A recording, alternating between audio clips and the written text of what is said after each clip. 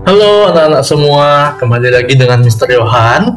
Nah, hari ini Mr. Yohan akan membawakan materi di subtema 3 ya, yaitu pembelajaran 1 dan 2. Nah, di sini kita akan belajar beberapa hal. Kita akan belajar iklan dan kita akan belajar tentang apa saja cara menjaga kesehatan alat pencernaan manusia. Nah, yang pertama kita akan lihat dulu materinya. Nah, materi di sini diberi judul adalah isi dan keunggulan iklan elektronik.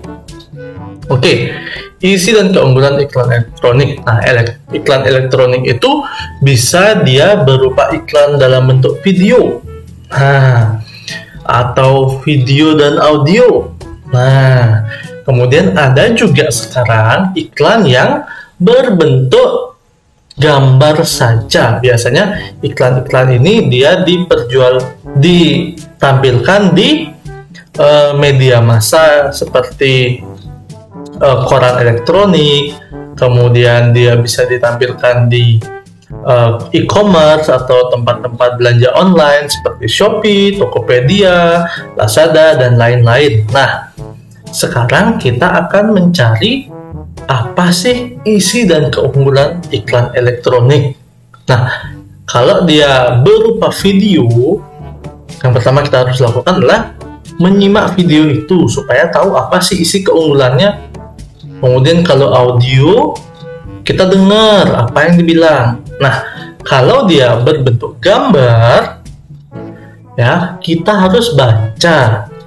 Jadi harus kita lakukan dengan baik. Kita harus cermati supaya nanti kalau iklan ini bicara tentang obat, kita kasih keunggulannya tentang apa? Tentang makanan, kan nggak nyambung nanti. Nah, harus dicermati dengan baik.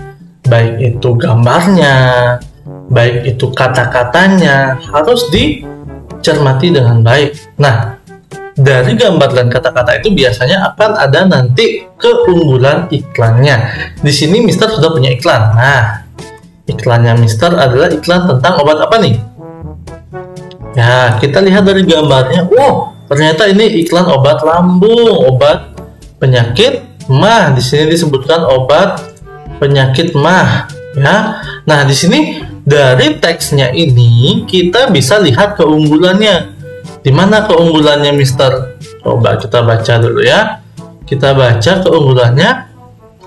Wah, ternyata keunggulannya itu adalah dia bilang obatnya ini segar di mulut dan nyaman di perut. Berarti kalau kita minum obatnya ini kerasa segar gitu loh. Terus perutnya nggak sakit. Nah, itu keunggulan dari obat yang namanya polisilen ya. Oke, kita lanjut ya. Jadi gampang banget cara mencermati isi dan keunggulan iklan elektronik. Ingat, jangan salah sebut juga nama barangnya. Nanti kita iklankan misalnya obat yang bernama X, kita sebutnya Y. Nggak boleh itu ya. Kita harus cermat dalam melihat isi dan keunggulan iklan. Kemudian yang kedua, nah kemarin kita sudah belajar penyakit pada organ pencernaan. Nah, sekarang dari penyakit itu kita bisa mencegahnya ya. Penyakit itu kan ada yang menyerang organ pencernaan mulut, ya ada sariawan, terus kalau kerongkongan itu ada amandel, terus di lambung itu ada asam lambung ya, dan lain-lain. Nah, di sini kita akan mengetahui apa saja dan bagaimana cara supaya sistem pencernaan kita itu bisa terjaga dengan baik.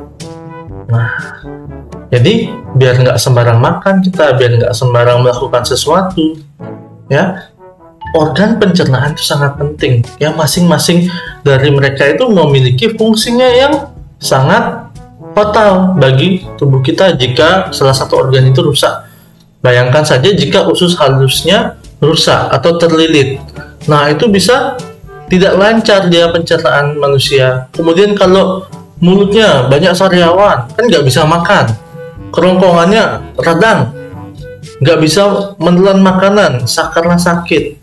Nah, maka dari itu ada 3 hal yang bisa kita lakukan. Yang pertama, kita harus makan makanan berserat, ya. Ada 3 faktor nih, ya. Kita punya 3 faktor yang menyebabkan penyakit itu. Yang pertama nih, Mister kasih tahu, kurangnya asupan makanan berserat. Jadi malas makan sayur, nah itu contohnya kurang makanan berserat. Malas makan sayur, malas makan buah, jadinya serat-seratnya itu yang harusnya ada dalam tubuh nggak ada, jadinya nanti susah buang air besar atau sembelit. Nah, kemudian harus memiliki pola makan yang teratur. Pola makan yang teratur ini contohnya pagi, habis itu makan snack, makan siang, snack lagi, dan makan malam, ya. Apabila anak-anak tidak teratur makannya, nanti bisa punya penyakit asam lambungnya naik. Jadi kalau diisi sedikit sakit perutnya, ya, seperti itu. Itu penyebab pola makannya nggak teratur. Yang ketiga, makan makanan dan minuman yang tidak bersih. Nah, contohnya makan sembarangan nih, udah jatuh makanannya dimakan lagi, atau udah kelewat tanggal kadaluarsanya dimakan. Itu tidak baik. Jadi kita harus berusaha sebaik mungkin untuk makan makanan yang terjaga kebersihannya, supaya kita nggak kena diare nanti atau kena kolera. Nanti kalau diarenya berkepanjangan, itu bisa menyebabkan apa? Menyebabkan kita masuk rumah sakit dan ada gangguan-gangguan yang serius. Nah, seperti itu anak-anak. Jadi kita harus benar-benar menjaga organ pencernaan kita. Nah, selanjutnya di sini kita akan belajar menyebutkan keunggulan produk di dalam iklan. Di sini misalnya punya salah satu iklan. Nah, iklan teh pucuk. Nah, tadi kan Mister udah bilang menyebut isi dan keunggulan dalam iklan itu kita harus cermati dulu apa yang ada di dalamnya. Nah, di sini kita lihat. Nah, nama iklannya apa? Oh, ini iklan teh. Oh, berarti iklan teh dia nih. Terus isinya apa? Oh, isinya tentang dia ini diceritakan teh ini dipetik dari pucuknya. Nah, keunggulannya apa? Keunggulannya dia ini adalah teh yang apa? Memiliki rasa paling baik, kayak gitu. Jadi katanya rasa teh terbaik itu ada di pucuknya, makanya namanya teh pucuk. Nah, kalau kita ingin menemukan keunggulan, kita harus menemukan kata kunci. Kata kunci ini biasanya paling tebal ya, paling beda sendiri dibuat kalimat atau kata-katanya.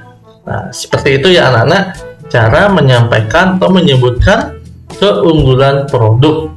Bisa juga teh pucuk ini enak loh diminum saat dingin-dingin, itu boleh. Atau yang lainnya, tapi harus tetap seputar produknya ini. Nggak boleh kita bilang Sprite itu enak loh diminum pas dingin-dingin. Nah, nggak boleh, karena kita iklankan teh pucuk, bukan iklankan Sprite. Nah, seperti itu.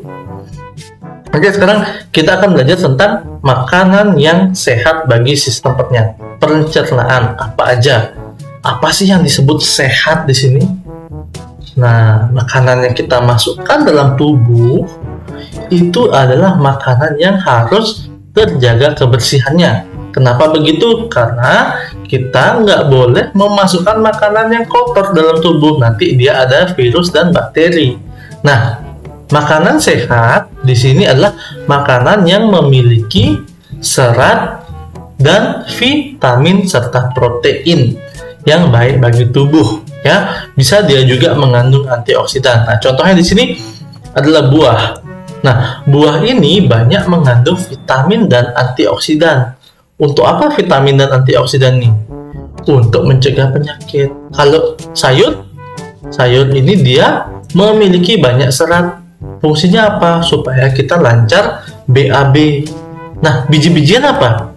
Biji-bijian itu kayak kacang. Nah, biji-bijian ini dia itu mengandung asam laktat sama serat. Nah, dia di sini berfungsi untuk meningkatkan bakteri baik di dalam usus kita. Jadi bakteri baik itu adalah bakteri yang menyaring bakteri-bakteri jahat, atau dia berperang nih lawan bakteri jahat, supaya bakteri jahat itu nggak masuk ke dalam tubuh ya, supaya nggak dicerna sama tubuh bakteri jahat itu. Nah, seperti itu. Maka dari itu, ketiga hal ini diusahakan kalau bisa anak-anak konsumsi paling tidak 1 hari sekali. Paling nggak kalau bekal nasi harus ada sayurnya ya, seperti itu.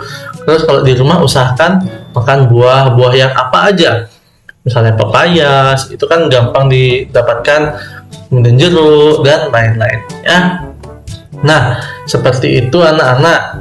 Kemudian sekarang kita akan belajar tentang batik. Batik ini juga mempunyai hari khusus loh. Dalam penanggalan di Indonesia, tanggal 2 Oktober itu diperingati sebagai Hari Batik Nasional. Wih, bangga dong. Batik ini memiliki peringatan harinya tersendiri. Nah, di sini batik itu merupakan kekayaan atau kearifan lokal yang sangat khas ya, yang memiliki keunikan sendiri. Nah, di sini batik itu berasal dari macam-macam daerah, dan masing-masing daerah ini memiliki motifnya masing-masing. Oke, di sini kalau di Yogyakarta itu ada namanya motif Sidomukti ya, itu dia melambangkan kasih sayang.